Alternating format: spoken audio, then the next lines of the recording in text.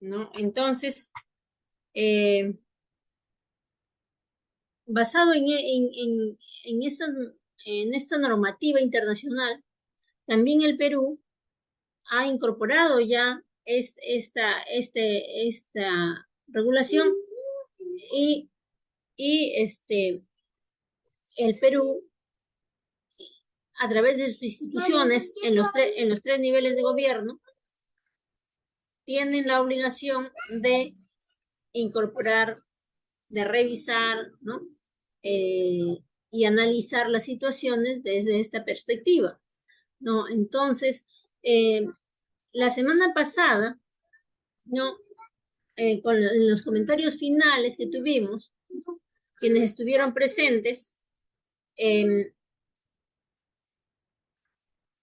encontramos que hay necesidad de poder analizar las situaciones del derecho y los conflictos de familia desde un enfoque de género, ¿no?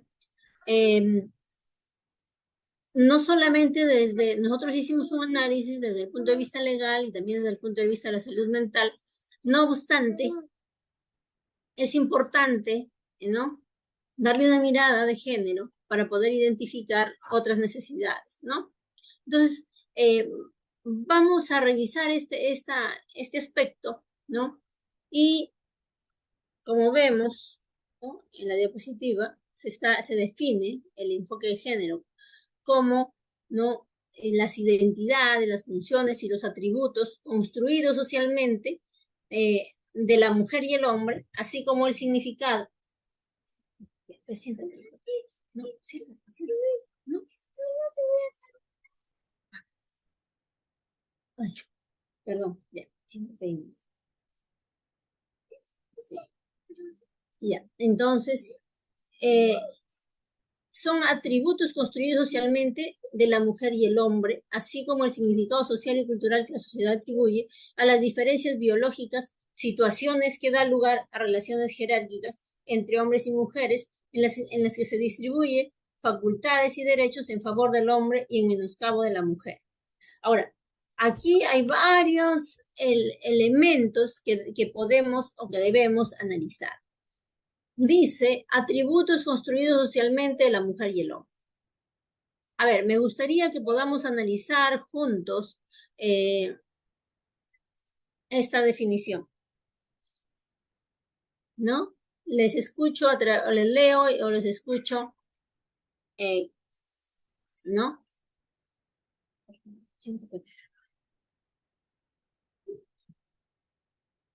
¿No? Entonces, ¿qué dice? Son atributos construidos socialmente de la mujer y el hombre.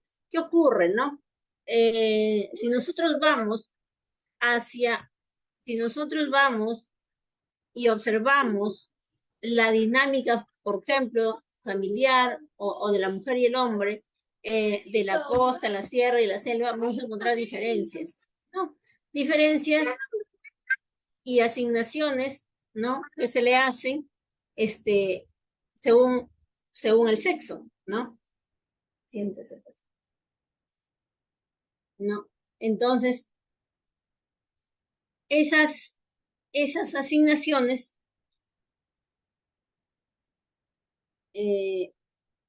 generan responsabilidades, ¿no? Según las concepciones, según los patrones, los estereotipos de género que se tengan, de acuerdo al lugar, ¿no? Entonces,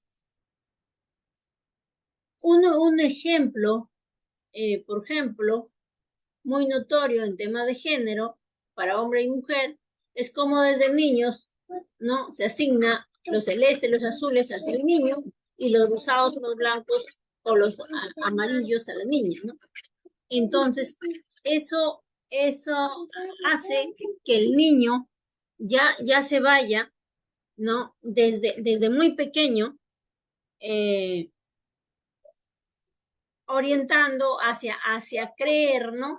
Que no puede vestir, por ejemplo, un rosado, un amarillo, ¿no? Y que tiene que estar orientado a los azules, a los oscuros, porque es niño, porque es varón, ¿no? Entonces, eso limita, ¿no? Limita a la persona. Lo mismo ocurre con las niñas, ¿no? De pronto,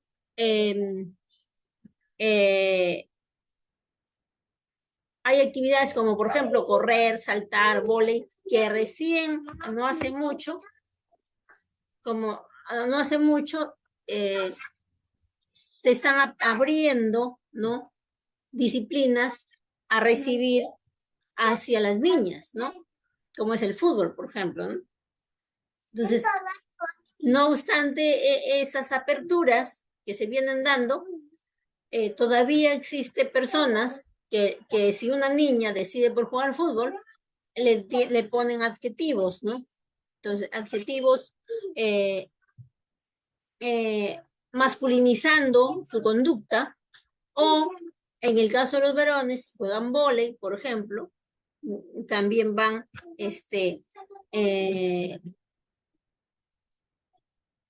poniendo adjetivos femeninos a su conducta, ¿no?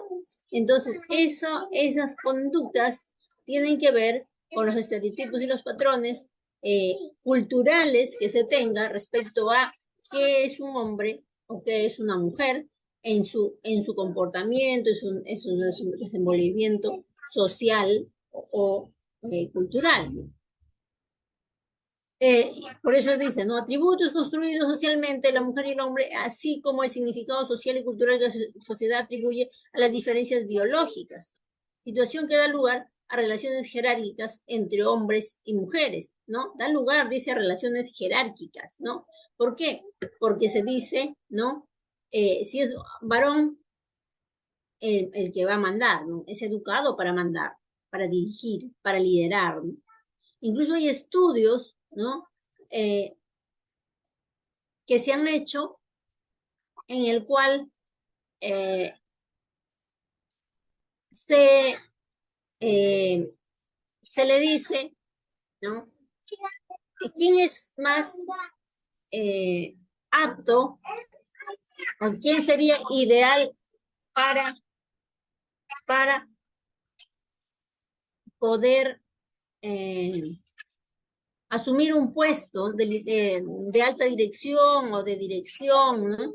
O que requiera liderazgo? Entonces, muchos, incluyendo mujeres, dicen, es el varón.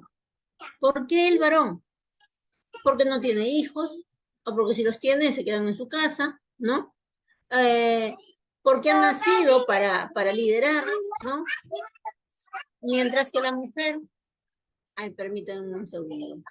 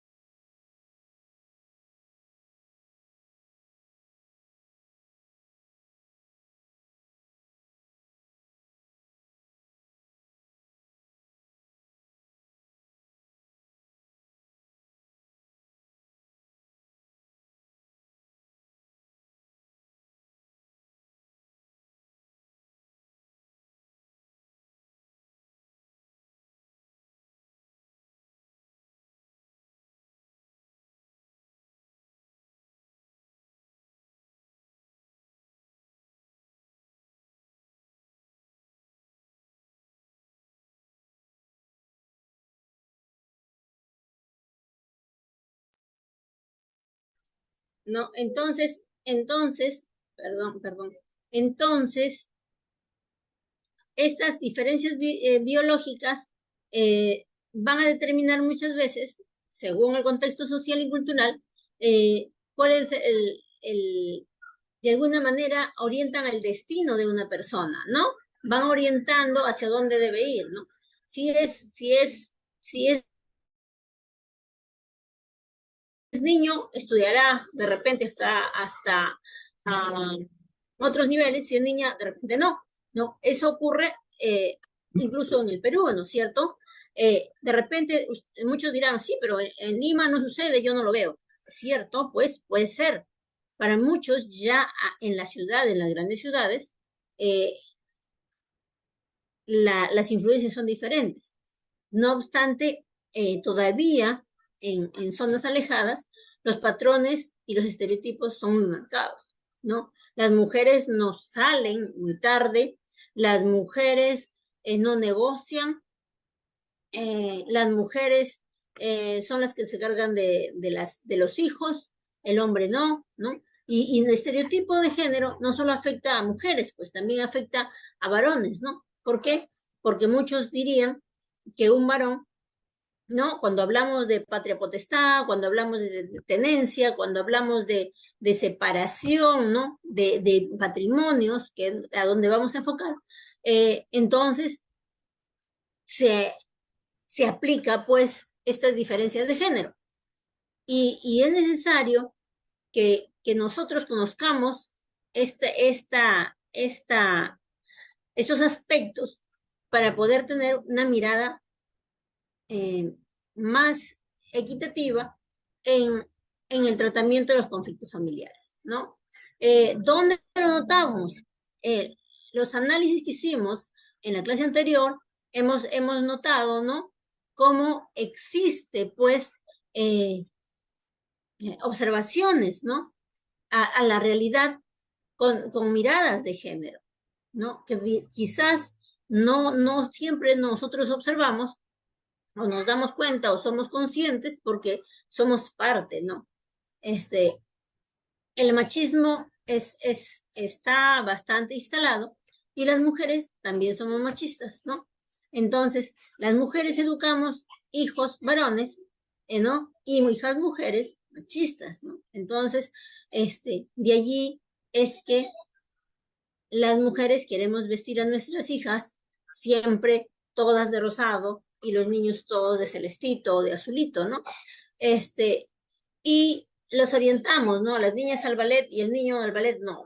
Entonces, la niña al fútbol no, mejor que se vaya al vole, que se vaya al baile, etcétera, ¿no? Entonces, eh, vamos quitando oportunidades quizá, ¿no? Debido a esas creencias que tenemos y a las diferencias que hacemos según el sexo biológico, ¿no? Y el concepto nos dice situación que da lugar a relaciones jerárquicas, porque desde ya se atribuye que el varón es el líder, el varón es el que manda, el varón es el que decide, ¿no? Nosotros hicimos en la primera clase un análisis de cómo los códigos de 1852 y 1936 habían traído una regulación eh, donde había nulos, ¿no? Derechos para la mujer, eh, y que posteriormente, ¿no? Con la influencia de los instrumentos internacionales, como la Declaración Universal de los Derechos Humanos, ¿no? Este enfoque de una situación irregular de derechos, ¿no? Donde había ausencia de derechos, ¿no? Tanto para la mujer y los niños, pasa a ser una doctrina de protección de derechos en el cual se considera al ser humano en general un sujeto de derechos y eso incluye a la mujer y los niños, ¿no es cierto? Y cuando nosotros hablamos de género, lo que se busca es lo que ven ustedes en la imagen, igualdad, ¿no? Igualdad de oportunidades, ¿no? Quizás hay mucha distorsión del concepto de género y de su tratamiento. No obstante, desde el punto de vista legal, ¿no? Y desde el punto de vista de las normativas y las políticas internacionales y nacionales, lo que busca el enfoque de género es brindar igualdad de oportunidades a hombres y mujeres, ¿no? Y por eso acá dice, situación que da lugar a relaciones jerárquicas entre hombres y mujeres en las que se distribuyen facultades y derechos en favor del hombre y en menoscabo de la mujer. ¿Qué es eso? ¿No? ¿Qué significa eso? Dice, distribuye facultades y derechos en favor del hombre y menoscabo de la mujer. de acuerdo al derecho, nosotros diríamos que hay, ¿qué cosa? Desigualdad, ¿no? Inequidad. Y eso se va a ver reflejado muy bien en el matrimonio, en los divorcios, ¿no? Lo podemos ver eh, en todos los ámbitos donde se pueda llegar a la solución de conflictos, ¿no? Entonces es necesario que el operador, que el abogado conozca cómo eh, abordar el conflicto también desde una mirada de género, ¿no?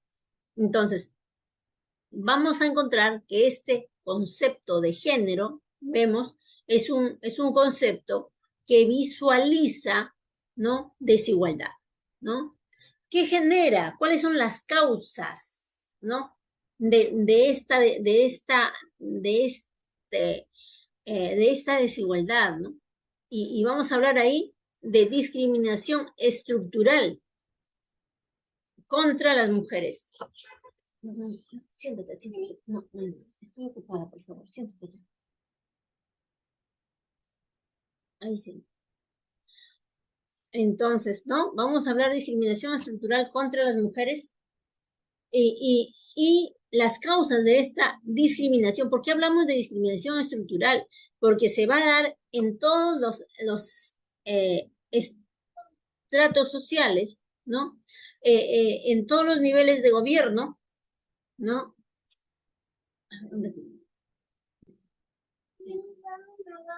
Sí.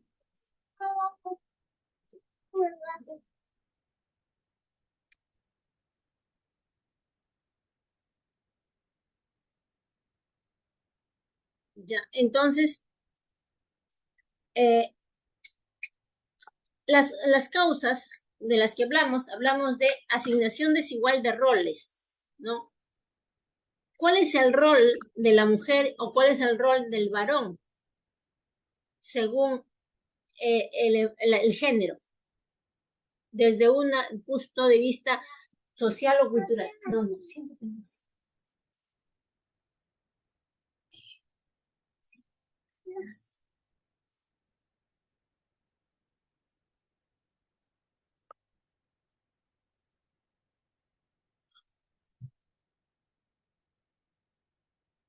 Entonces, ¿cuáles son los roles? Te vas a quemar. Un momentito.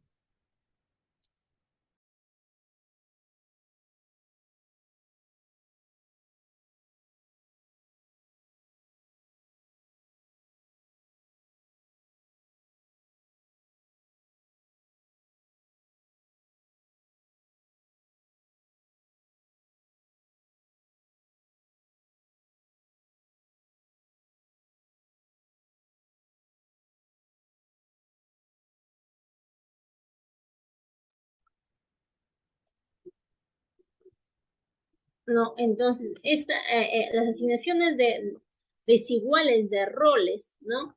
Es lo que estábamos hablando, y aquí vemos en la imagen, ¿no? A la mujer se le asigna generalmente el rol de la casa, ¿no? La ama de casa. Entonces, este rol, ¿no? Y al hombre, el de trabajar, el de proveer.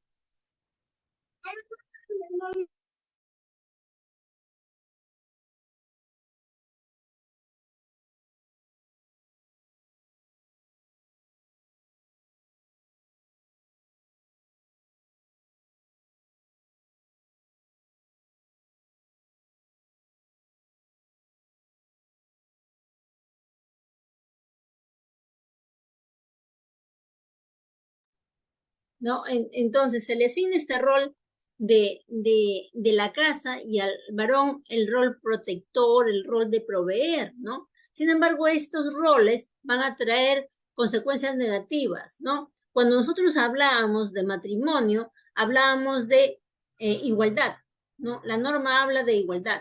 Sin embargo, estos estereotipos, ¿no? Sociales y culturales van a traer no igualdad, sino desigualdad, ¿no? normas y culturas, ¿no? Cultura institucional que refuerza la situación de inferioridad o subordinación de las mujeres. El entorno, ¿no? El entorno en general, ¿no? En el cual nos desenvolvemos, trae también eh, estos, eh, estas,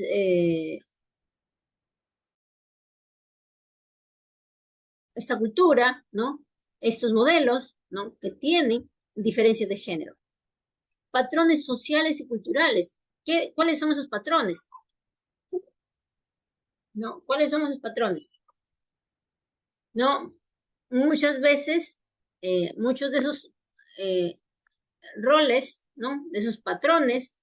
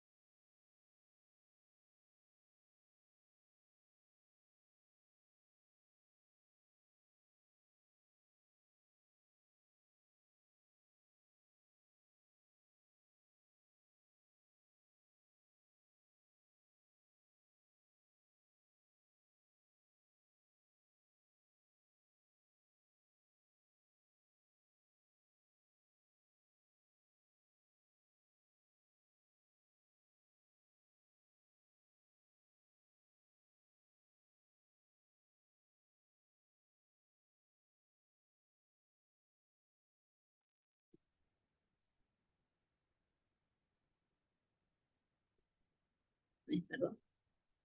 Bueno, entonces decíamos que estos patrones, ¿no? Sociales, socioculturales, discriminatorios, ¿no? Por roles, espacios, atributos, ¿no? Que privilegian lo masculino sobre lo femenino, ¿no? Por ejemplo, ¿cuál sería un patrón sociocultural discriminatorio, ¿no?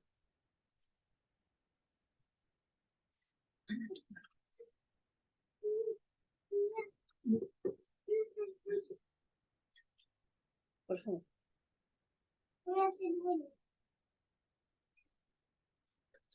Sí, no me hace bulla. Entonces, estos patrones, por ejemplo, dirían, las mujeres no pueden estudiar carreras, por ejemplo, eh, digamos, por ejemplo, una carrera que fuera de minería, por decir. Y si lo hace, le cuesta mucho involucrarse en este mundo generalmente masculinizado, o en actividades masculinizadas, ¿no? Ser árbitro, por ejemplo, ¿no? Árbitro de fútbol y árbitro de hombres, ¿no? Es difícil para una mujer involucrarse en este medio masculinizado.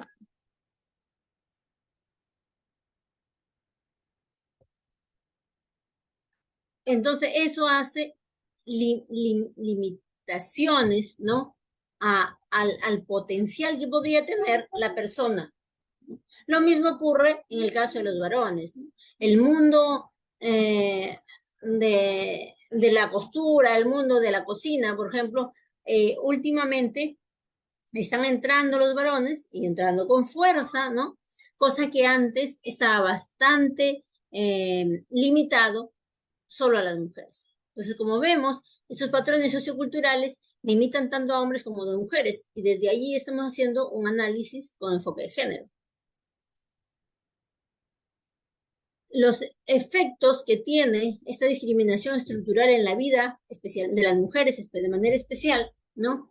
Es que vulnera su derecho a la salud sexual y reproductiva. A la mujer en general, mayormente, vamos a decir, se le atribuye pues la la virtud, vamos a decir así, ¿no? De procrear, ¿no? Y este estereotipo, ¿no? Lo han venido consignando, también se ha regulado, ¿no? A través del tiempo, ¿no? De tal manera que la definición de matrimonio antiguamente era la unión, ¿no? Voluntaria de un varón y una mujer para procrear, ¿no? Para la procreación. Entonces, ese era el matrimonio. Entonces, si no había procreación, entonces ese matrimonio podría haber sido anulado. ¿Y quién era responsable de la procreación? De la reproducción. ¿Quién era? La mujer. Entonces, generalmente, cuando no había prole, ¿no? La culpable era la mujer, ¿no? Claro, en ese tiempo,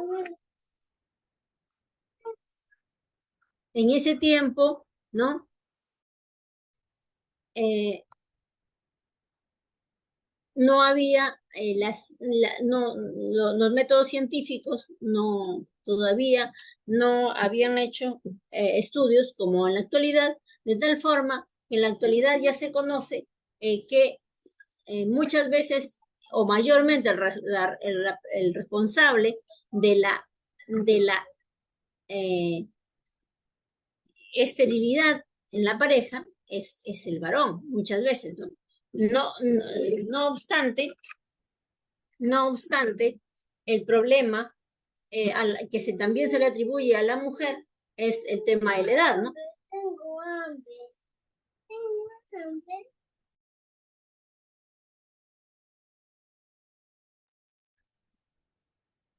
¿No? Entonces, se le atribuye, ¿no?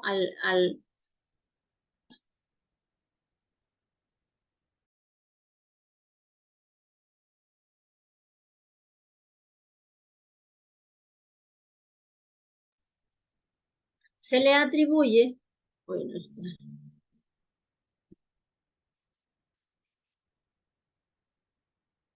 bájate. Entonces, estos eh, patrones y estereotipos de género, pues limitan, ¿no? Afectan el derecho a la salud sexual y reproductiva de la mujer, ¿no? Un momentito.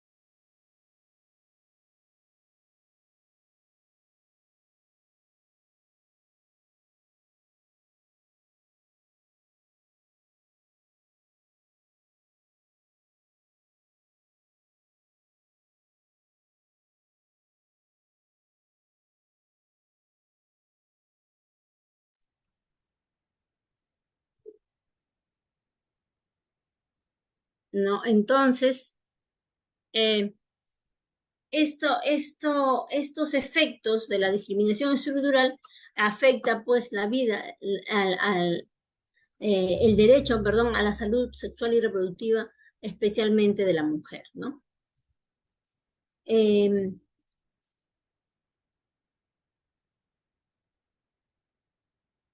otro aspecto es que vulnera el derecho al acceso y participación de las mujeres en el espacio de toma de decisiones. Un aspecto que actualmente se viene promoviendo, ¿no? Que la mujer se involucre mucho más desde pequeña incluso en la toma de decisiones. No obstante, eso es bastante difícil aún en los órganos de gobierno, ¿no? Porque si nosotros hacemos un análisis, ¿no? De cuántas mujeres participan a nivel de Congreso o a nivel de alcaldías, cuántas alcaldesas tenemos, cuántas mujeres parlamentarias existen, ¿no? Y cuántos presidentes del Perú tenemos, vamos a ver una gran diferencia, ¿no? ¿Y dónde está la gran diferencia? ¿no? La razón de esa gran diferencia, y es el acceso que las mujeres han tenido durante todos los tiempos a la educación, ¿no? Entonces, y no solo antiguamente, sino actualmente, ¿no? Y eso lo vamos a ver dentro del matrimonio, ¿no? Porque quién es el que cuando existe una pareja estudia, ¿no? Es el varón. ¿Y quién se queda en la casa para ayudar a que el esposo estudie? Es la mujer, ¿no? Incluso hay parejas, ¿no? Que, que, que se comprometen o se casan y el hombre empieza a estudiar una carrera, ¿no? Y la mujer no, ¿no?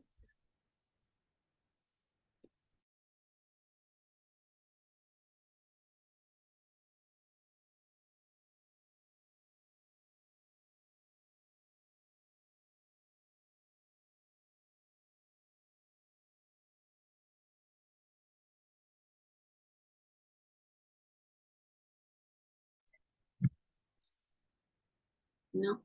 Entonces, eh, este acceso a la participación no es bastante importante, ¿no? Las miradas igualitarias, ¿no? Mencionábamos cómo en la familia, ¿no? Muchas veces la mujer se queda en casa apoyando al varón, ¿no? Para que éste estudie, ya sea un pregrado, un posgrado, etcétera. Posteriormente pasa el tiempo y el hombre dice, ya no eres igual a mí, ¿no? Ya no estás a mi altura. Y entonces viene un divorcio. Y hay un divorcio con el perjuicio, obviamente, de la mujer, ¿no? Un perjuicio patrimonial, un perjuicio cultural, un perjuicio de oportunidades, ¿no? Porque después de 10 o 20 años, ¿no? Encontramos una mujer con una educación mínima, mientras que encontramos un hombre que durante todo ese tiempo ha estudiado, ¿no? Y se ha preparado y está, digamos, eh, compitiendo en el mercado, ¿no? En el mercado laboral, en el mercado académico, etcétera. Mientras que la mujer no tiene esas posibilidades debido a la situación que se ha vivido. Entonces, esa es una mirada de género de cómo esta discriminación estructural va a generar conflictos familiares y va a generar, por lo tanto, una necesidad de aplicación del derecho o una mirada de género, ¿no? Ahora, vulnera los derechos económicos y sociales. Desde luego, ¿no es cierto? Una mujer bajo estas circunstancias, por poner un ejemplo, por tomar solo un ejemplo, porque podríamos encontrar muchos más, vamos a encontrar que este, no tiene, no tiene muchas oportunidades, ¿no? No, y entonces muchos dicen, sí, tampoco tiene preparación, ¿no? O sea, no tiene preparación y no tiene oportunidades y no le pueden dar oportunidades debido a las circunstancias con las que ha vivido, a las condiciones en las que ha vivido, que son condiciones desiguales, ¿no es cierto?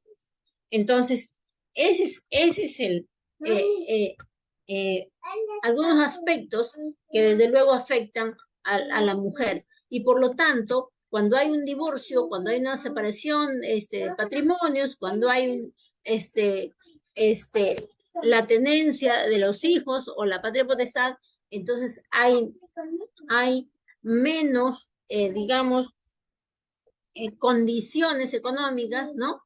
O independencia económica también para poder sostener, ¿no? A los hijos o a sí misma, ¿no? O acceder a mejores oportunidades, a mejores condiciones de vida. Porque recordemos que la educación es mejor oportunidad de vida, ¿no? Mejor calidad de vida, ¿no? Entonces, eh, otros efectos son los estereotipos de género que ya hemos hablado, bastante marcados, ¿no? Este, eh, y que refuerzan, por tanto, esta discriminación. La igualdad de género, ¿no? Que debería ser, la, que es el fin, ¿no? Este, que busca, este, promover, ¿no?, el desarrollo de capacidades para una mejores oportunidades, ¿no? Pegado, ayúdame.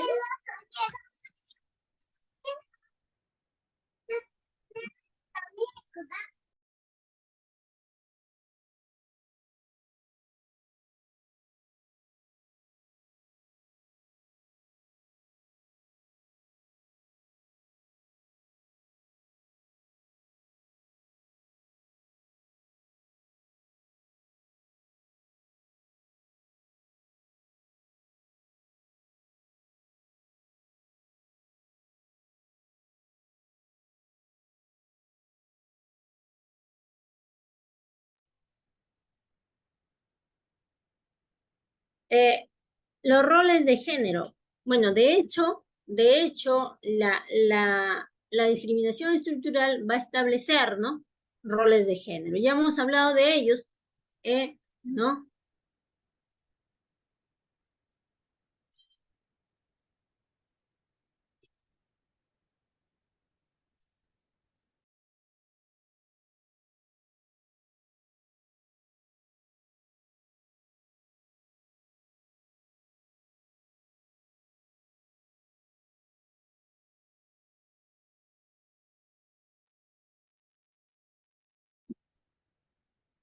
Eh, no, los roles de género pues están socialmente establecidos, ¿no es cierto? Por quién votan incluso las mujeres, ¿no? Por un varón, ¿no? Por una mujer no.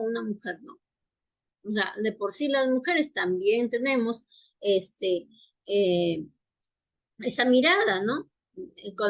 Discriminatoria hacia la mujer, ¿no?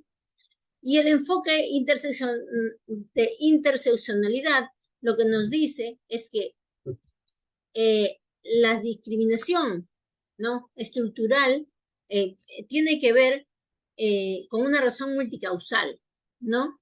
Tiene razones, tiene desde el hogar, desde lo social, desde la escuela, desde las entidades, desde el Estado, desde todos los ámbitos, ¿no? Existe diferencias y discriminación que refuerza el enfoque de género, perdón, la discriminación por género, ¿no? Para abordar todas estas desigualdades, ¿no?, devenidas de una mirada de género, el Estado ha incorporado la Política Nacional de Igualdad de Género, ¿no es cierto?, que tiene como objetivo, ¿no?, reducir la violencia hacia las mujeres. ¿Por qué? Porque todo lo que hemos visto, que es solamente un esbozo de las diferencias por género,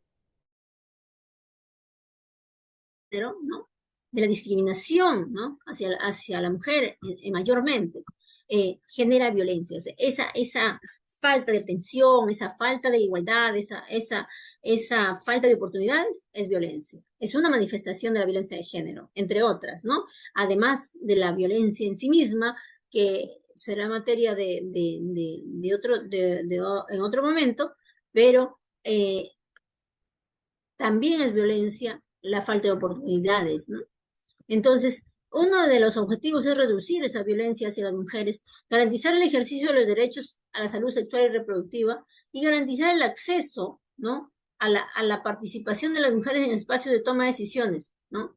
Garantizar el ejercicio de los derechos económicos y sociales de las mujeres, ¿no? Y reducir las barreras institucionales que obstaculizan la igualdad en el ámbito público y privado entre hombres y mujeres, ¿no?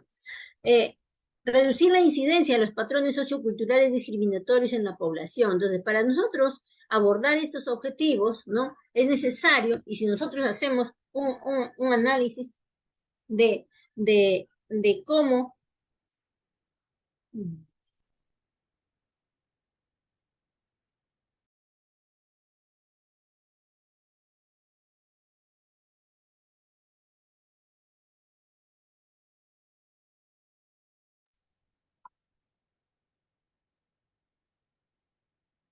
¿no? Es necesario que nosotros podamos mirar, ¿no?, y y hagamos un análisis a nuestra casuística, ¿no? A nuestros casos, y miremos si esto también tiene inequidades con enfoque de género, ¿no? Y estoy segura que sí vamos a encontrar estas desigualdades, ¿no?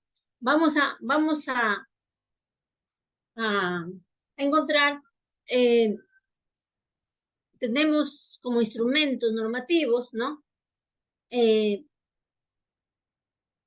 La política nacional, ¿no? De igualdad de género, ¿no? Y un instrumento internacional muy importante en la lucha contra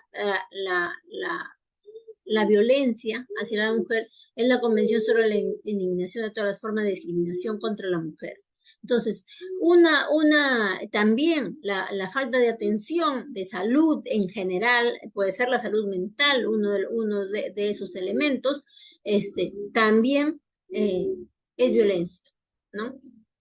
Entonces, teniendo en cuenta esta mirada, quisiera que pudiéramos analizar de aquí en adelante los temas que hemos revisado y que vamos a seguir revisando, ¿no? Con una mirada equitativa, igualitaria y de género, ¿no? Y para seguir, ¿no? Para seguir con estos conceptos y definiciones importantes, ¿no? Para que vamos a aplicar, vamos a hablar, y lo hemos hablado de manera muy a grosso modo en la primera clase. No. Eh, eh,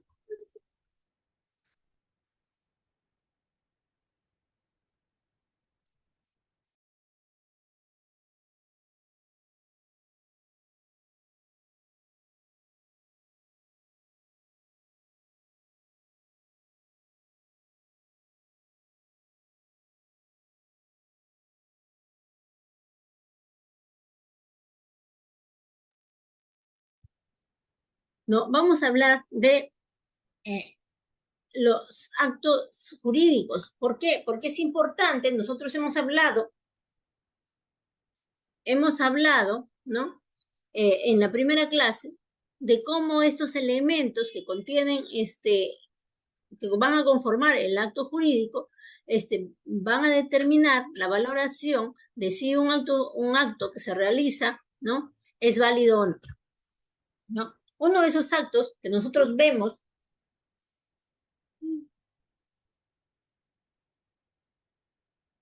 frecuentemente en temas de familia,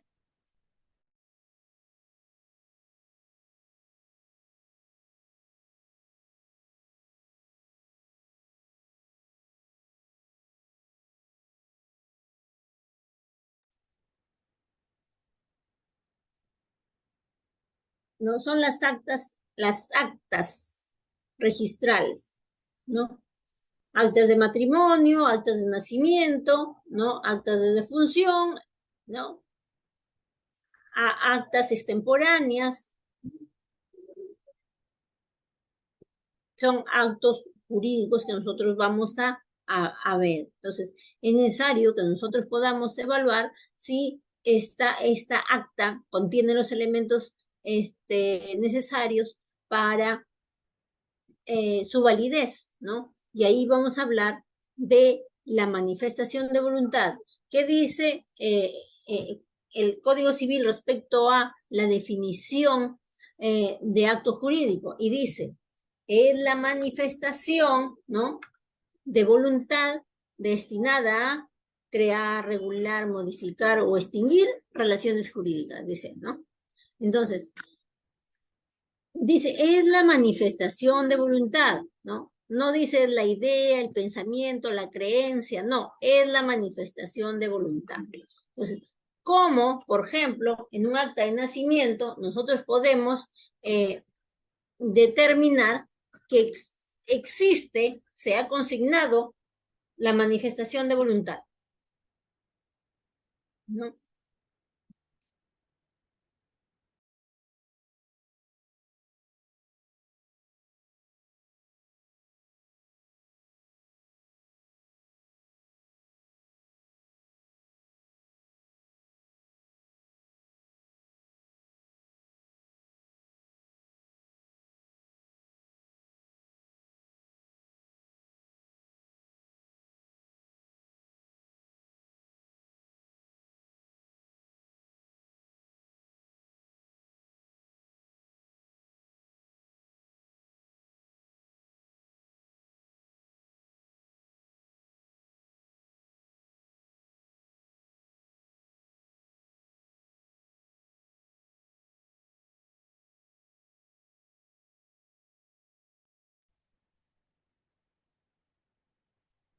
¿no? Entonces, la manifestación de voluntad destinada a crear, regular, modificar o extinguir relaciones jurídicas, ¿qué implica? ¿No? Implica específicamente que esa voluntad se encuentre manifestada. ¿Cómo nosotros vamos a determinar que en un acta de matrimonio o de nacimiento específicamente se ha manifestado esa voluntad? Y solamente lo podemos nosotros determinar o conocer si en el acta se encuentra la firma o la huella, ¿no? De la persona titular del derecho que contiene ese acta de nacimiento, ¿no? Porque dice manifestación de voluntad. Si no está una firma, una huella digital, pues vamos a entender de que esa persona o no estuvo presente o no estuvo de acuerdo, ¿no? Los elementos de ese acto jurídico, además de contener, dice, agente o persona capaz. ¿Qué pasa si el acta de nacimiento indica que la persona, por ejemplo, la madre de un bebé, por ejemplo, tiene 14 años? La pregunta es, ¿será persona capaz? ¿Qué decimos nosotros?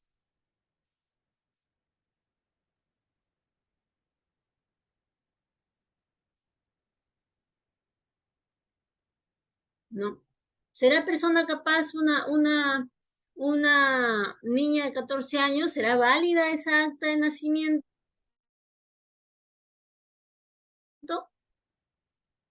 ¿No? Entonces, ahí vamos a nuestro Código Civil, ¿no? El cual ha sido modificado, ¿no? En el aspecto que le asigna, ¿no? Capacidad para declarar a sus hijos a un menor de edad a partir de los 14 años, ¿no? Entonces, agente o persona capaz, entonces alguien puede decir, no, pero no tiene 18. No obstante, la ley está otorgando capacidad específica para esos actos, ¿no?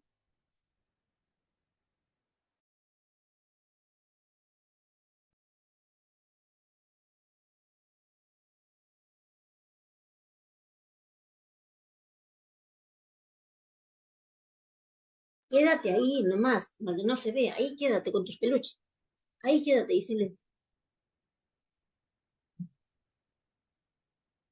Entonces,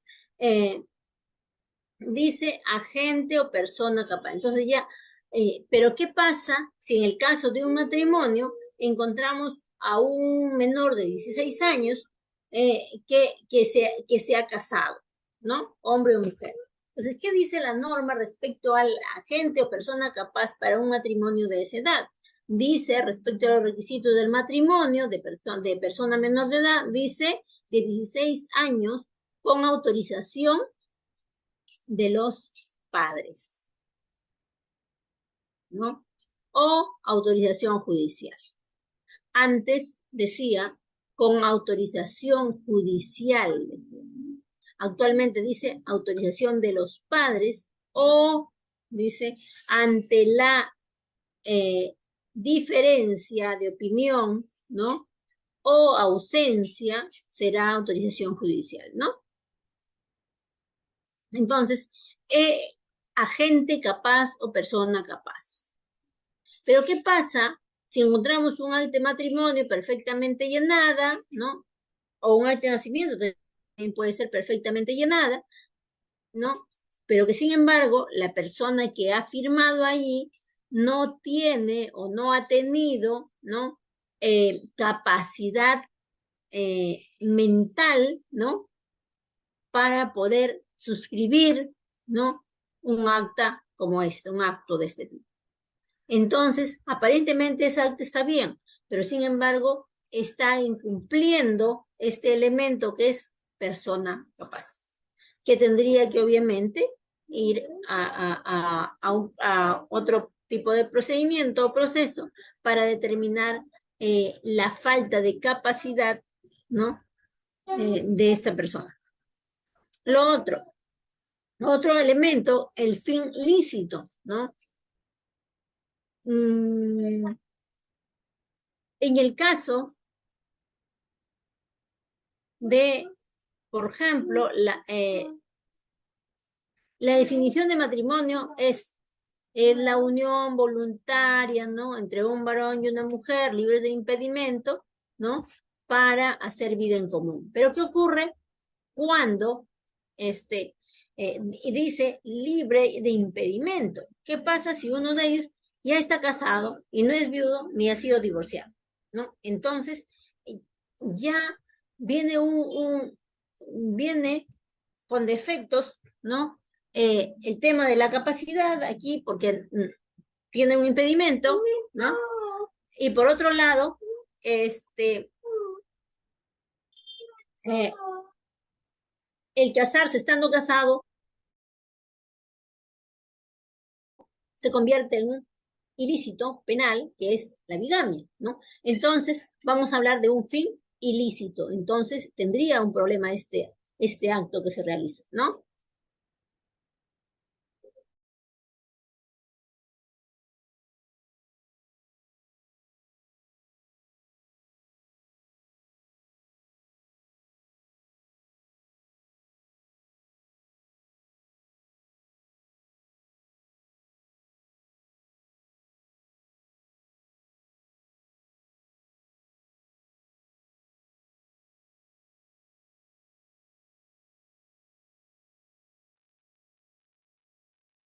¿No? Entonces, ese fin ilícito ya generaría un elemento para su nulidad o su invalidez, ¿no? Objeto física y jurídicamente posible, ¿no? ¿Qué pasa con una persona que quizá el, el,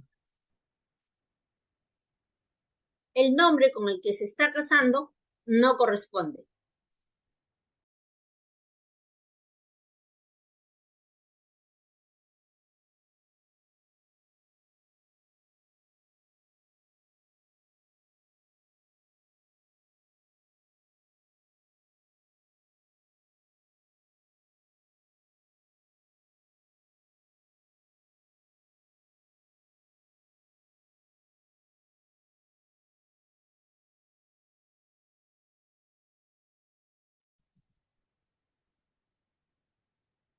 ¿No? ¿Qué pasa con esa persona que se casa con un nombre que no le corresponde, ¿no? Estaríamos hablando de física y jurídicamente posible, no habría correspondencia, ¿no? ¿O por qué? A ver, un momentito.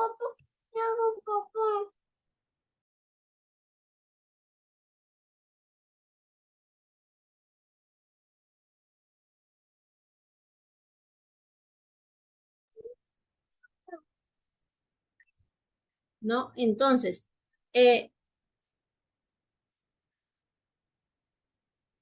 debe haber correspondencia entre el objeto físico y jurídicamente posible. Entonces, la pregunta es, ¿este nombre que no le corresponde permite determinar que físicamente es posible que este señor pueda casarse? No, ¿verdad? No hay correspondencia.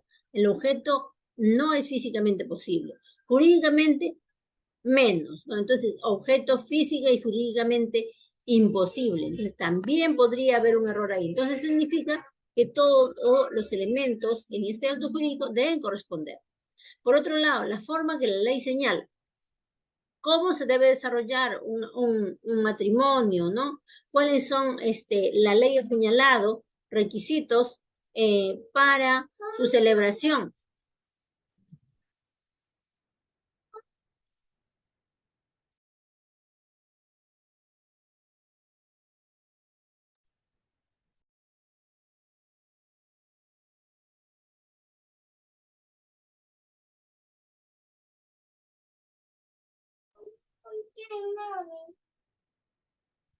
Estoy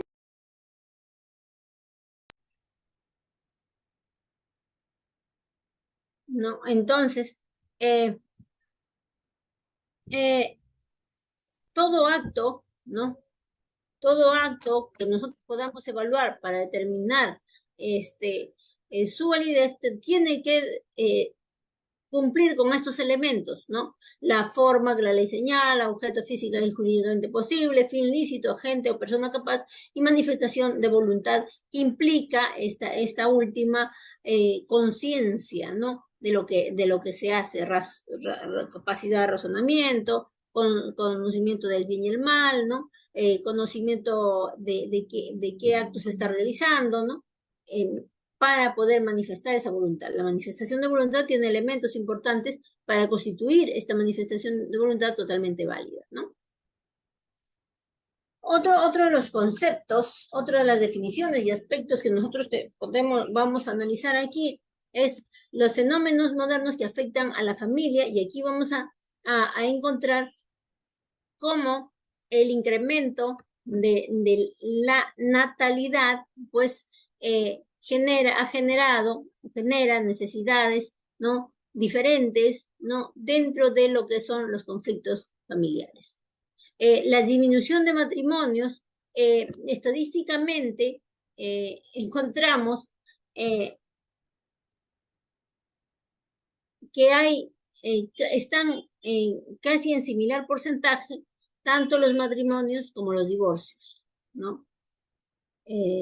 Entonces, eso afecta a lo que es la definición y la concepción social, cultural que se tiene del matrimonio y de la familia también, ¿no? El incremento de las uniones de hecho, ¿no? Y sí, hay un incremento de uniones de hecho, no obstante, muchas de ellas no son formalizadas, ¿no? Actualmente, nosotros habíamos comentado ya en la primera clase, ¿no? Actualmente la norma regula, ¿no? La posibilidad de que estas uniones de hecho puedan ser legalizadas, ¿no? Con un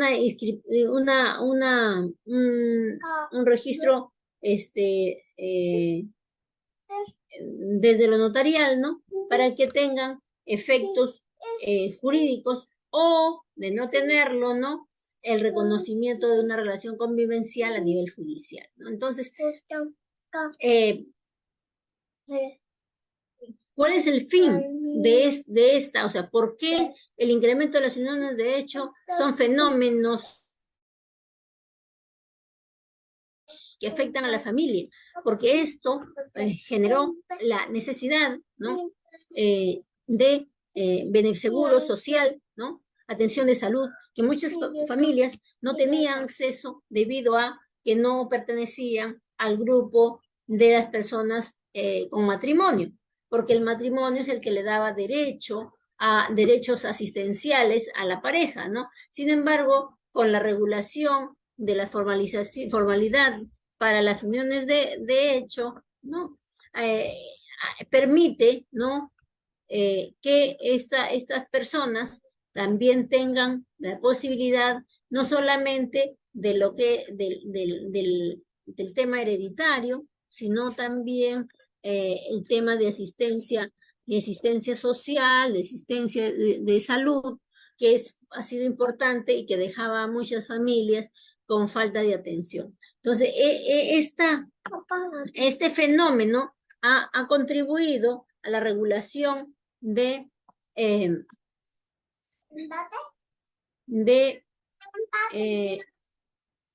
materias que permiten otros derechos que algunos no tenían acceso, ¿no? Ahora, ¿por qué se da la falta de... ¿Por qué se da la falta, ¿no? O la ausencia de matrimonio, ¿no? Son muchas razones, ¿no? Desde lo cultural, ¿no? Hay culturas que no conciben el matrimonio como lo concebimos a nivel de la ciudad, digamos, ¿no? hay diferencias culturales respecto a esta concepción, tanto en la costa, la sierra y la selva, y dependiendo del lugar incluso, ¿no? Entonces, esto trae, ¿no? Además de las razones del decaimiento de la... Muy importante, no me toques, Suchi.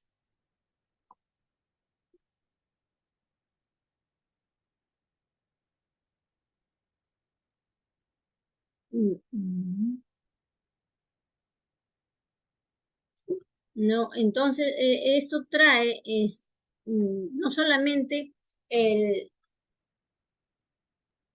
el, la falta de estadísticamente de matrimonio, sino también lo que habíamos hablado en la primera clase, que era em,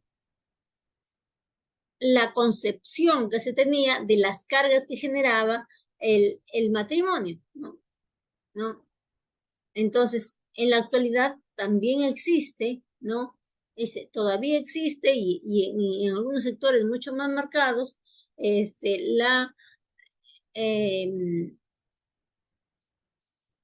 la concepción de evitar una formalización a nivel de matrimonio y mantener una unión de hecho. No obstante, la nueva regulaciones respecto a estas relaciones convivenciales o uniones de hecho, pues están trayendo, digamos, no solamente el goce de derechos, tanto para las parejas y para los hijos, sino también efectos similares a los del matrimonio, como son el de sucesión y el de los derechos hereditarios, ¿no?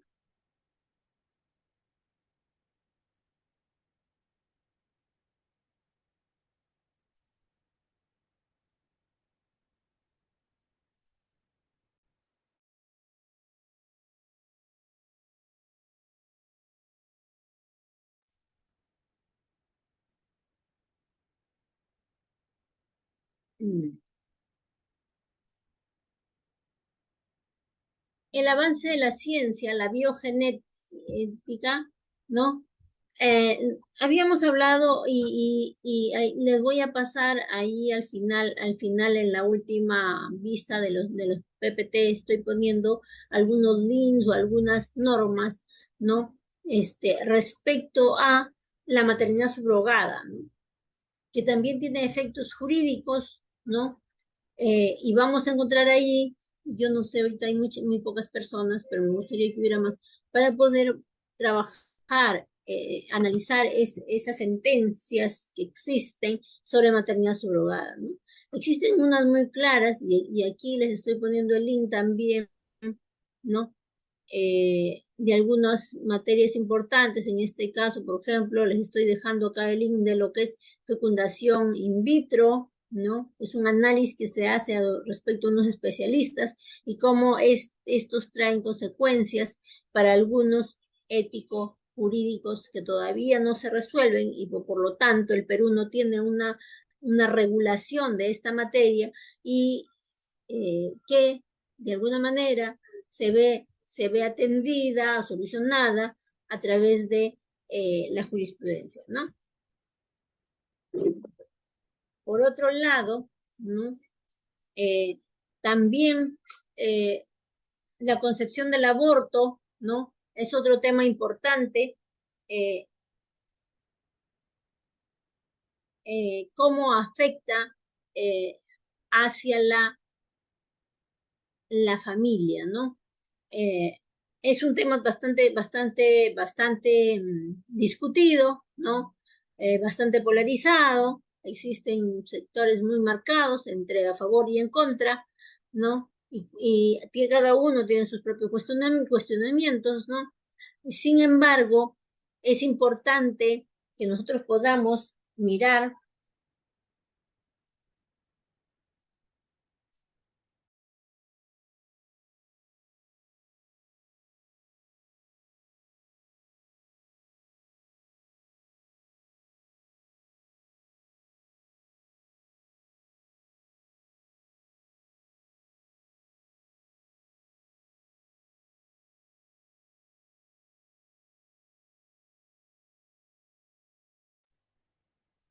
¿no? Entonces, acá les estoy dejando también algún otro link importante, ¿no?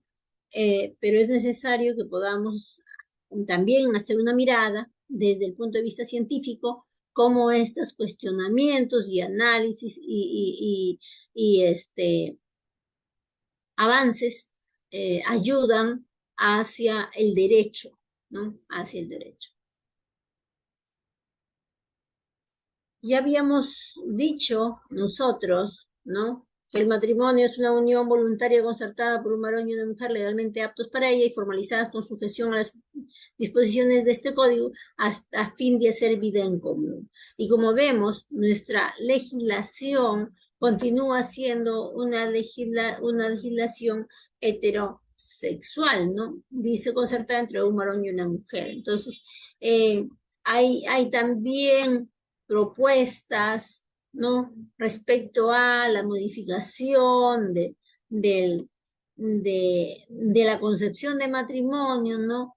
Ya con otras, desde otra perspectiva, ¿no?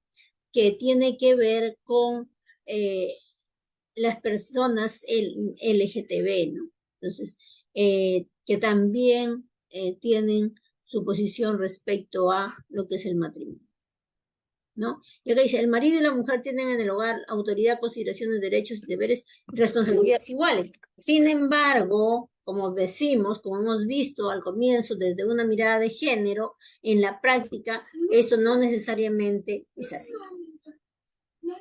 Entonces, es lo que es el aspecto que va a traer dificultades cuando hagamos un,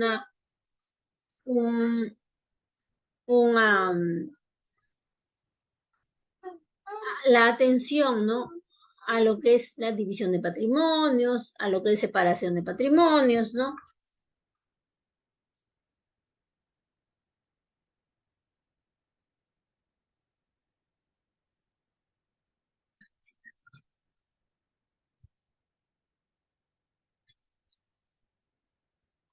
Entonces, los efectos del matrimonio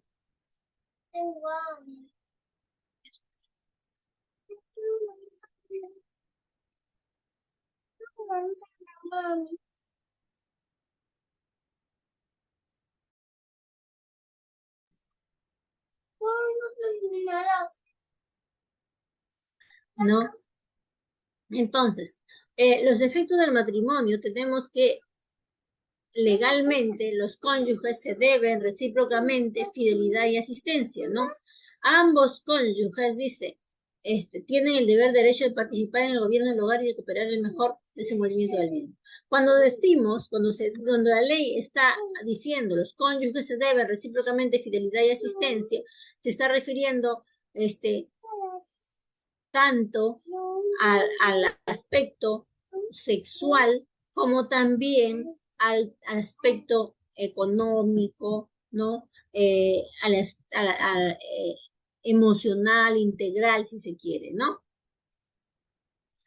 Ambos cónyuges tienen el deber y el derecho de participar en el gobierno y de cooperar al mejor desenvolvimiento del mismo, ¿no? Está hablando de una administración con igualdad de oportunidades, ¿verdad? La práctica es así, va a depender de la cultura, ¿no? De las creencias, de los roles, de los estereotipos que la pareja tenga, ¿no? ¿Dónde radica la importancia? En el hecho de que esto va a generar consecuencias jurídicas, ¿no? Es deber de ambos cónyuges hacer la vida en común en el domicilio conyugal, ¿no? Cuando el matrimonio establece, ¿no? Que ambos cónyuges, dice, es deber de ambos hacer vida en común en el domicilio conyugal, ¿no? Entonces, esto es, como ven, un efecto claro, ¿no? Que la ley establece y que va a determinar para muchos, ¿no? Algunos dicen, no, nos hemos casado porque no hemos hecho vida en común, ¿no?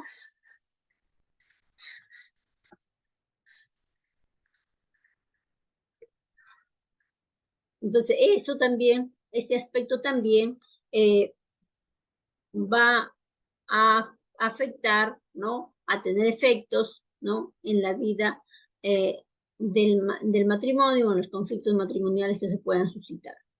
Los cónyuges se obligan mutuamente a alimentar y educar a los hijos, y esto tiene que ver con lo que habíamos hablado, con la patria potestad, con el derecho a los alimentos, ¿no? Que hacia no solo al cónyuge, sino también a los hijos, ¿no? La obligación mutua, dice.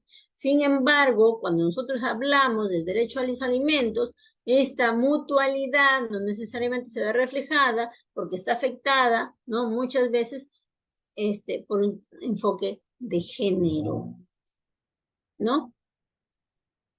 Porque se dice mutuamente, ¿no?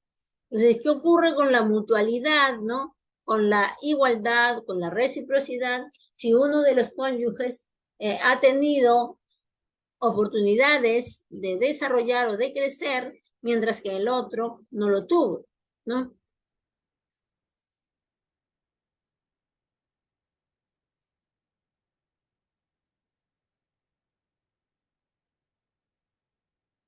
A ambos cónyuges le compete igualmente fijar y mudar el domicilio conyugal y decidir las cuestiones referentes a la economía del hogar.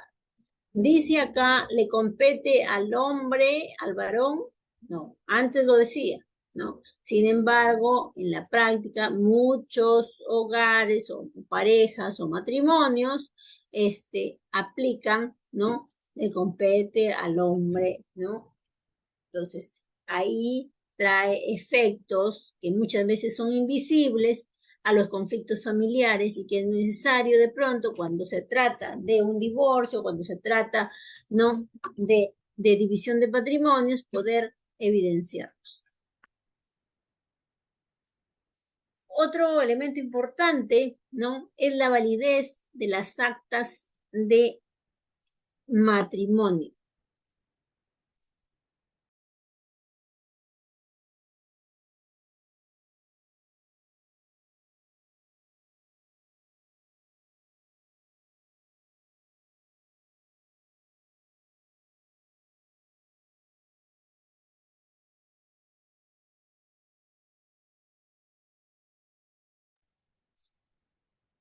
¿No? En la validez de las actas matrimoniales, ¿no? Hasta el 14 de noviembre de 1936, ¿no? Eran válidos los matrimonios religiosos. Entonces, estos matrimonios religiosos, obviamente, tienen un acta parroquial, ¿no? Un acta de matrimonio religioso. Esas actas, ¿no?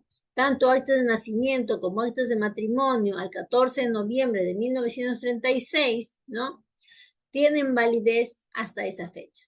Posterior a esa fecha, necesariamente tendrá que haber un acta, sea de nacimiento o de matrimonio, ¿no? Que sea municipal, ¿no? De un registro civil. Entonces, estas fechas son importantes para poder nosotros de pronto hacer una rectificación de actas, ¿no? A determinar la validez del matrimonio, ¿no? Determinar si son hijos matrimoniales o no.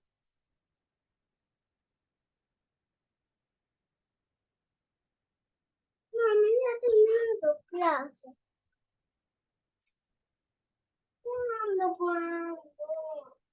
Eh, también es importante que podamos establecer, ¿no? Algunos aspectos importantes respecto al requisito para matrimonios entre menores de edad, ¿no? Y acá lo que la norma establece es el asentimiento expreso de sus padres, ¿no? Que es lo que hablábamos hace un momento. Y dice, ante la discrepancia entre los padres equivale el asentimiento de uno. Y a falta o por incapacidad absoluta, basta el asentimiento del otro, ¿no? A falta de ambos padres, ¿no? Presentará asentimiento los abuelos y las abuelas en igualdad de votos, ¿no? Contrarios. La discordia equivale al asentimiento. A falta de abuelos, ¿no? Corresponde al juez de menores otorgar o negar la licencia supletoria. La misma atribución corresponde al juez de menores respecto de expósitos o de menores abandonados y que se encuentren bajo jurisdicción especial, ¿no? Los hijos extramatrimoniales solo requieren el asentimiento del padre o la madre y los abuelos en línea materna que les haya reconocido, ¿no? Esto está de acuerdo también a las normas de registro civil, ¿no? Porque allí, si ha sido reconocido solo por un padre o madre, pues esta es la única persona que tiene derechos sobre el menor, ¿no?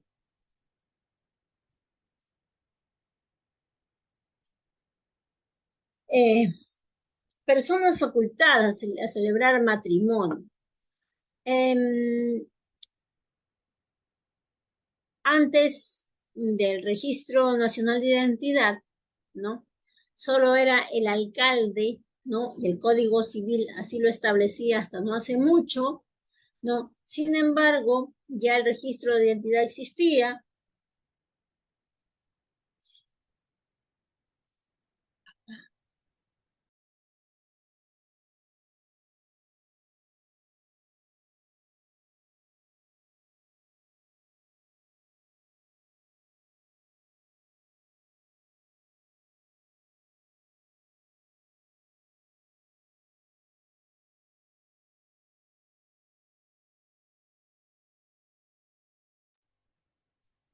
¿No? Entonces, antes el alcalde era el único y el código así decía, el alcalde de la municipalidad, ¿no? Sin embargo, ahora ya se habla, el Código Civil ya lo establece claramente, que puede ser el alcalde, ¿no? ¿No? Cuando hay oficina registral, ¿no? Y no hay oficina de RENIEC, ¿no? Cuando hay oficina de RENIEC y existe un jefe, ¿no? De registro civil, es este jefe de registro civil, ¿no? El responsable, ¿no? De la celebración del matrimonio.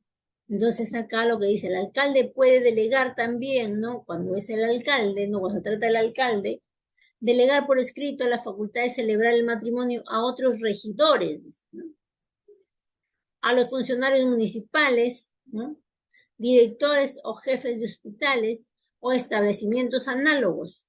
La función notarial de celebrar es indelegable. ¿Por qué dice la función notarial de celebrar matrimonio es indelegable? Esto es una modificación, ¿no? que ha tenido el Código Civil y que le otorga la función, ¿no? de poder celebrar matrimonios al notario. Entonces, un espacio más, ¿no? Eh, donde también puede realizarse los matrimonios. El matrimonio puede celebrarse también ante el párroco o el ordinario del lugar por delegación del alcalde. No, esto no está diciendo que las actas parroquiales tienen valor, no está diciendo que el párroco podría, ¿no? Con validez legal, ¿no? Civil, celebrar un matrimonio o con validez civil siempre que, ¿no? Tenga la delegación del alcalde respectivo. Entonces, ¿qué significa? Que podría muy bien celebrar el matrimonio religioso y civil al mismo tiempo, simultáneamente, en un solo acto, podría ser, ¿no? Por el párroco y con validez tanto religiosa, ¿no? Porque el párroco tendrá su libro de matrimonios religioso, pero también tendrá que llenar, ¿no? La, la, eh, el certificado de matrimonio civil para que éste pueda ser registrado en el registro civil, ¿no? Y emitir el acto correspondiente. Dice, en este caso el párroco o el ordinario remitirán dentro de un plazo no mayor de 48 horas el certificado de matrimonio, ¿no? El certificado de matrimonio no es el acta de matrimonio, sino es una constancia previa, ¿no? Que se hace para que la oficina de registro de Estado Civil respectivo pueda registrar el matrimonio y emitir el acta de registrarlo, ¿no? Ahora, aquí hay un detalle, ¿no es cierto? En el caso de matrimonios.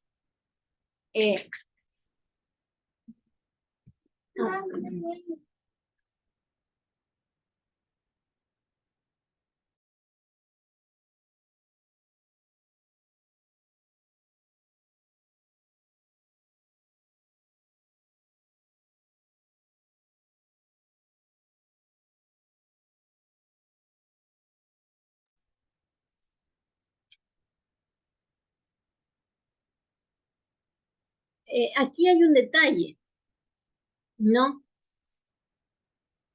Cuando una vez que se ha celebrado el matrimonio, válidamente, con todos la declaración oficial, eh, con las formalidades de que la ley pide, con las notificaciones, con las declaraciones, con los requisitos que la ley señala, y se ha emitido el certificado de matrimonio, el matrimonio ya ha sido celebrado válidamente. Alguna vez un registrador nos preguntaba y decía,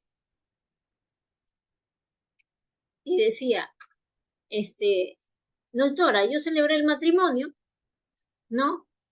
Yo celebré el matrimonio en tal fecha, pero luego la pareja se ha peleado y ahora quiere que yo rompa el certificado de matrimonio, y la verdad es que el acta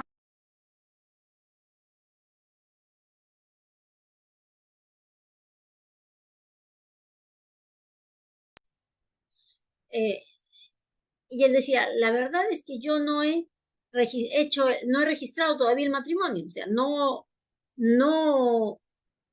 lo que pasa es que en el registro civil hay dos partes, digamos, ¿no? La primera parte de todo acto registral es, en el caso de nacimiento de menores, de niños, es el certificado, el CNB, que es el certificado de nacido vivo, ¿no? O ese certificado de función, o ese certificado de matrimonio, ¿no? En el caso de estos tres actos, ¿no? Entonces, ese certificado ya existe, ¿no? Se ha suscitado el hecho. Entonces, la formalidad, ¿no? Que le sigue es el registro, ¿no? De este acto a nivel de registral, ¿no? A nivel de registro civil, en los libros que corresponden, libro de nacimiento, libro de matrimonio, libro de defunción. O sea, pero ¿qué ocurre? El acto, por eso es que era importante para mí que podamos revisar en lo que es el, el concepto de acto jurídico, ¿no? ¿Por qué? Porque la pregunta es, ¿se ha realizado, ¿no? Hemos pasado.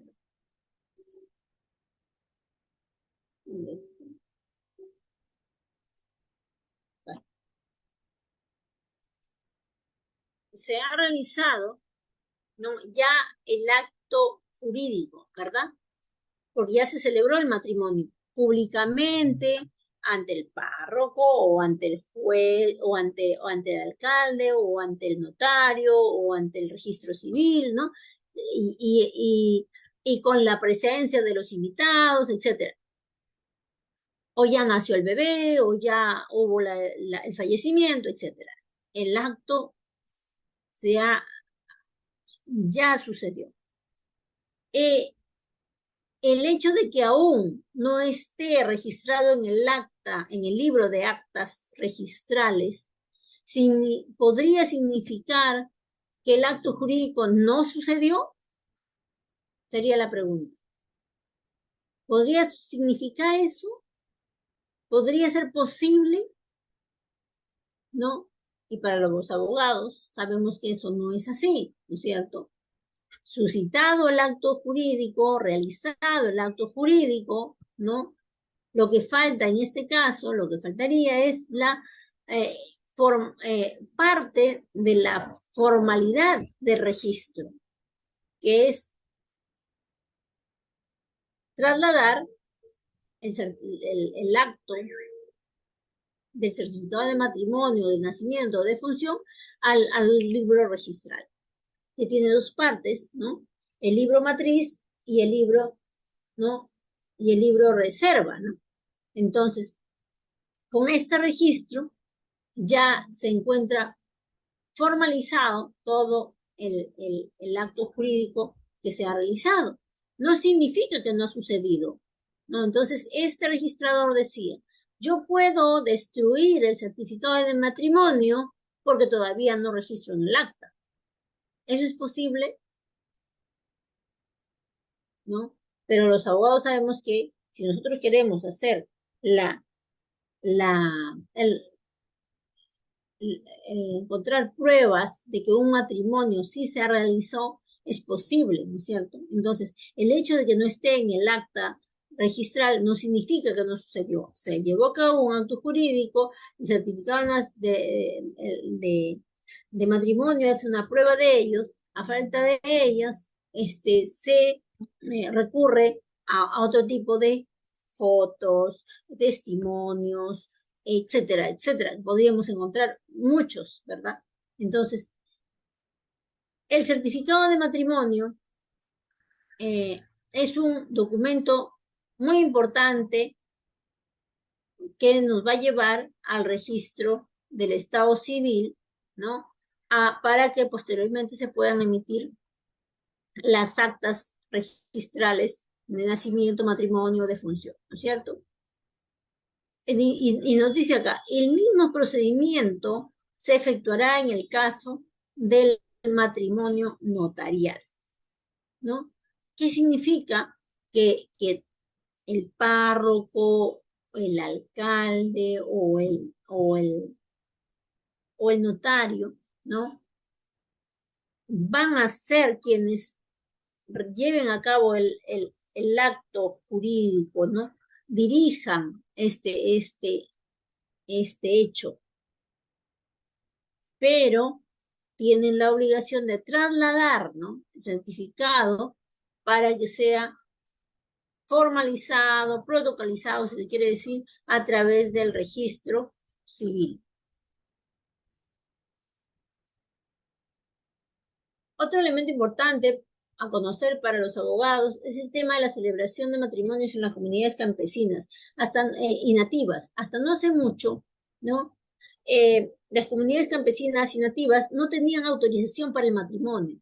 Entonces, cuando muchas de estas comunidades, en primer lugar, no conciben el matrimonio como lo concebimos en la ciudad, pues, ¿no? O sea, y entonces ellos decían, yo estoy casado, estoy casada, ¿no? Cuando les preguntabas. No obstante, no tenían un acta de matrimonio y nunca habían celebrado un matrimonio como nosotros lo conocemos. Entonces, ¿cuál es la forma que ellos realizaban sus matrimonios? Es a través del APU o del jefe de la comunidad nativa o campesina, ¿no? El cual en determinada fecha reunía a todos los que querían comprometerse y hacían una ceremonia, ¿no? Según su costumbre, y empezaba su vida de pareja, ¿no? Su vida matrimonial, digamos, según lo que ellos concebían su vida de pareja, ¿no? Pero ese matrimonio que ellos decían tener no tenía efectos civiles, no tenía efectos jurídicos, porque nunca estaba registrado, no tenían un certificado de matrimonio, no había un acta registral. Con la intervención de RENIEC, ¿no? a través de las oficinas registrales, se llega hacia las comunidades nativas, ¿no? Llegándose a establecer oficinas registrales en cada comunidad nativa. No en todas, en algunas tienen, otras no tienen, ¿no? Las que desean pueden solicitar su oficina registral. Eso significa que hay un jefe de oficina registral, ¿no? Que puede, ¿no? Con autorización para la celebración de matrimonios, ¿no? Entonces, aquí el Código Civil ya incorporó, ¿no? Y dice, el matrimonio civil puede tramitarse y celebrarse también en las comunidades nativas, campesinas y nativas ante un comité especial. ¿Por qué? ¿Por qué dice un comité? Porque ellos, los de la comunidad nativa, hacen su consejo o su comité, ¿no? Hacen su consejo entre ellos para celebrar matrimonios. Y dicen, ante un comité especial constituido por la autoridad educativa e integrado por 2 directivos de mayor jerarquía de la comunidad respectiva, ¿no? La presidencia del comité recae en uno de los directivos de mayor jerarquía de la comunidad. ¿Quién es el directivo de mayor jerarquía? Generalmente es el APU, ¿no? El APU o jefe de comunidad que le llaman. Entonces, ya le han dado, ¿no? A las comunidades nativas esta posibilidad, ¿no? De realizar matrimonios con validez civil, ¿no? A partir de ese momento. Entonces, nosotros cuando hablábamos, por ejemplo, con comunidades nativas y le preguntábamos, si había necesidad, ¿no? Porque ellos decían, sí, yo me he casado, pero ahora dicen que mi matrimonio no tiene validez, decía un señor de mucha edad. Y preguntando, pues, encontramos, efectivamente, no tenía validez porque nunca se había casado civilmente, sino se habían casado a nivel de su comunidad, un compromiso, ¿no? Que ellos llamaban matrimonio, ¿no? Y le preguntamos, pero a ver qué implicancias podría tener. Y resulta que ellos no tienen pues propiedades personales, ¿no? Individuales, sino son propiedad comunal. Entonces, no tenía mucha, digamos, relevancia en ese sentido y que les pueda afectar, ¿no? A su vida común. No obstante, sí a su concepción de la vida que ellos habían estado llevando, sí afectaba, pues, ¿no? Dice, en las capitales de provincia donde el registro de Estado Civil estuviese a cargo de funcionarios especiales, que son el jefe, ¿no? De registro civil, dice, es el jefe de aquel que ejerce las atribuciones conferidas a los alcaldes por este título, ¿no? Que es lo que mencionábamos hace un momento. Es el hecho de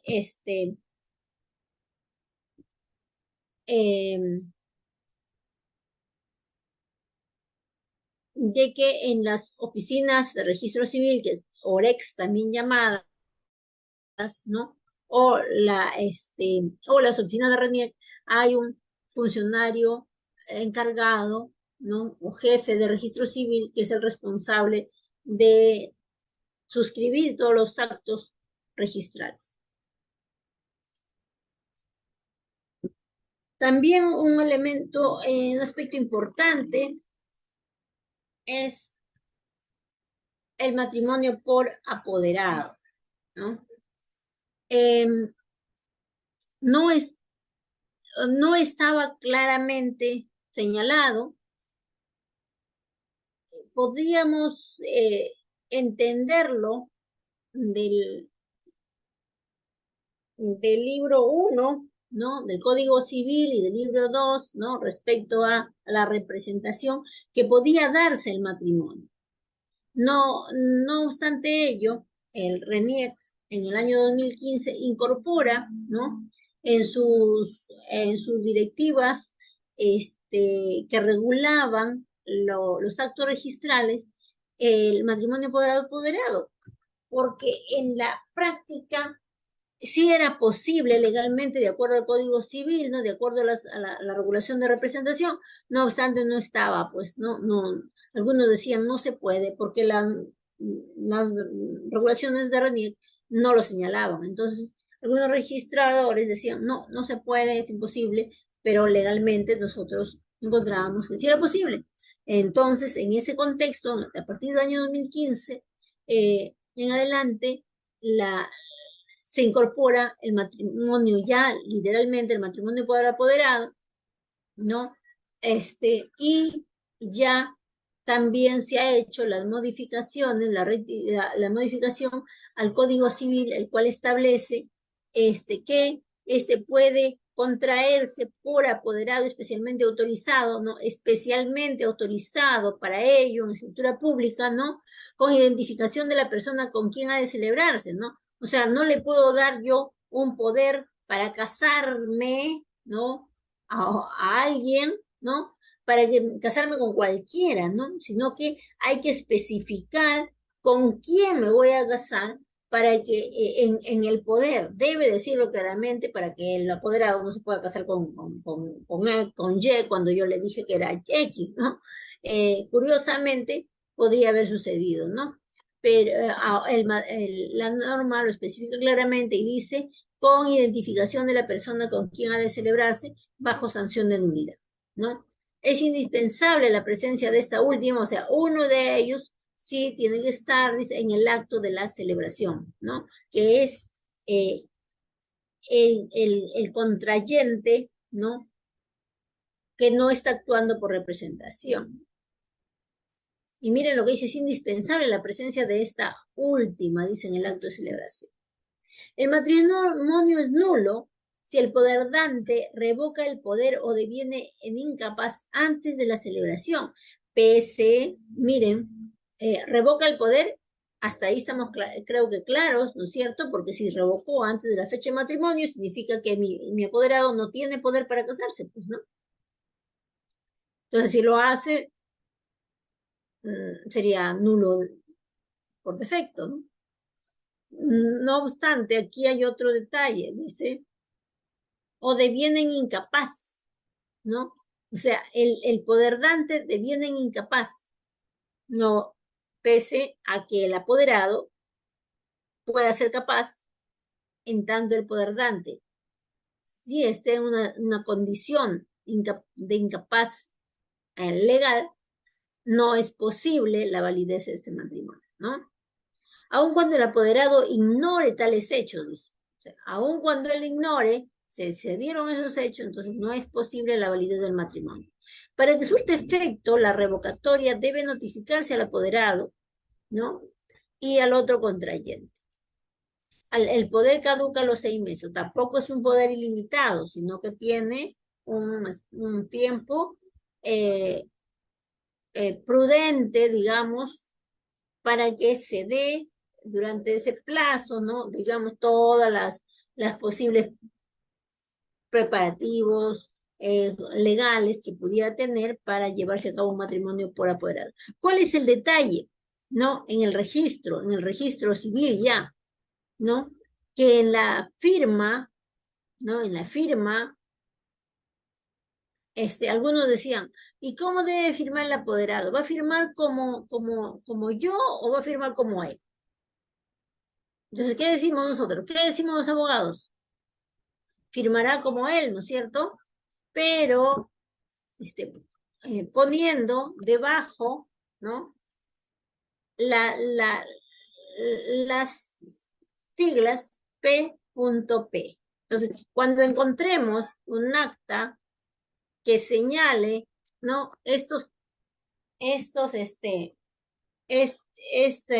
letras P.P, vamos a poder conocer que ha sido un matrimonio realizado por apoderado,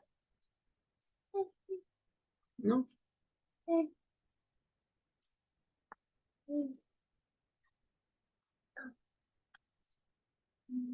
Bueno, entonces yo creo que nos quedamos aquí para poder continuar la siguiente clase y hablar del régimen patrimonial, ¿no? Y todos los aspectos que tengan que ver y ahí vamos a aplicar estas definiciones que hemos estado revisando el día de hoy. Por lo pronto, nos quedamos aquí y nos vemos en una próxima clase. Muchas gracias. Si no hay preguntas, si no hay alguna inquietud hasta aquí, nos vamos por hoy. ¿Hay alguna pregunta? No. Bueno, muy buenas noches a todos. Muchas gracias. Hasta la próxima semana. Pues buenas noches. Ya lo dije también. Buenas noches. Buenas noches.